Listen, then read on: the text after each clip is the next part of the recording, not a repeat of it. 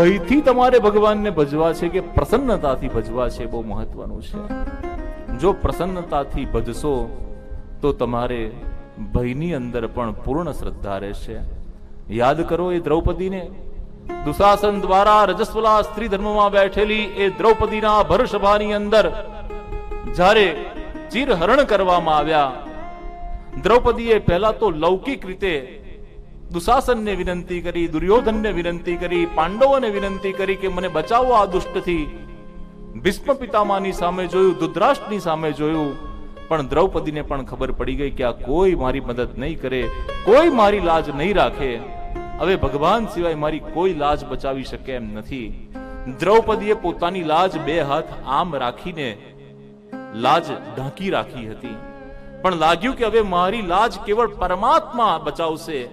દ્રૌપદીએ બે હાથ ખુલ્લા કરી દીધા અને સંપૂર્ણ શરણાગતિ. ભગવાન હવે તારા હાથે. જ્યાં સુધી આમ હાથ હતા પ્રભુ ના આવ્યા, સંપૂર્ણ શરણાગતિ થઈ ગઈ.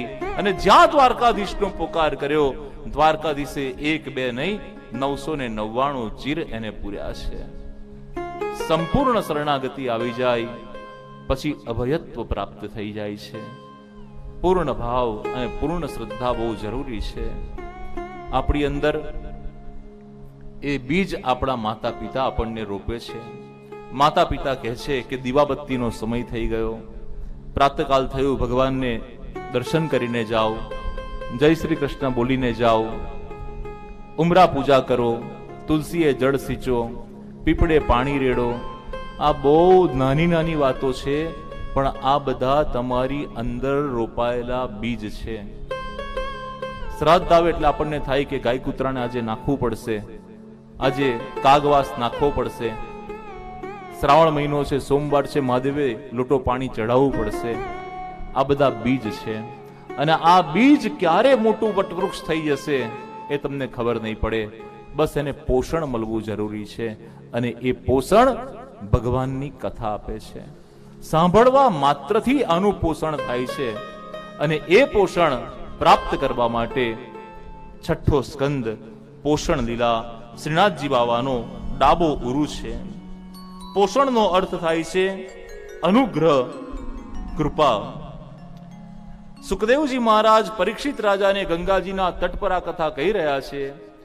સુખદેવજી મહારાજને પરીક્ષિત રાજા પ્રશ્ન પૂછે છે કે આપે મને ઋષભદેવની કથા સંભળાવી, જળભરતની કથા સંભળાવી, પરંતુ આ ભવા ટબીમાં, આ જન્મ મરણના ચક્રમાં ફરવું જ ના પડે એવો કોઈ ઉપાય ખરો?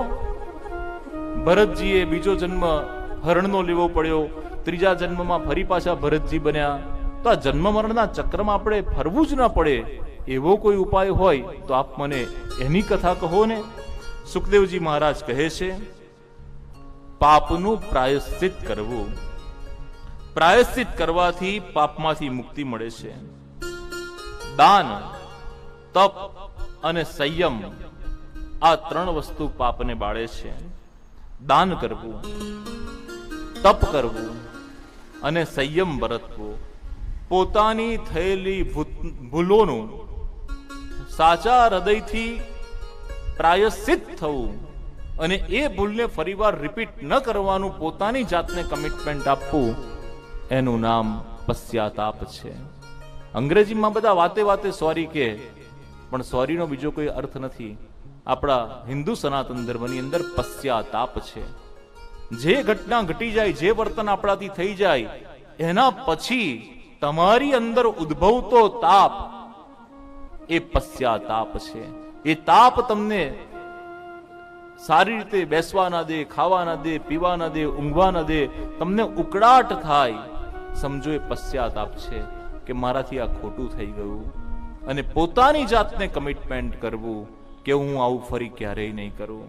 અને જ્યારે તમે એ કમિટમેન્ટને તોડો છો ત્યારે તમે ઈશ્વરને છેતરો છો, તમે તમારી જાતને છેતરો છો. અને એ કમિટમેન્ટને વળગી રહેવા માટે સંયમ, તપ અને દાન, સદાચાર, સારા વિચારો અને સારા સંસ્કાર બહુ જરૂરી છે. ભગવાનની કથા તમારા એ રસનું પોષણ કરશે.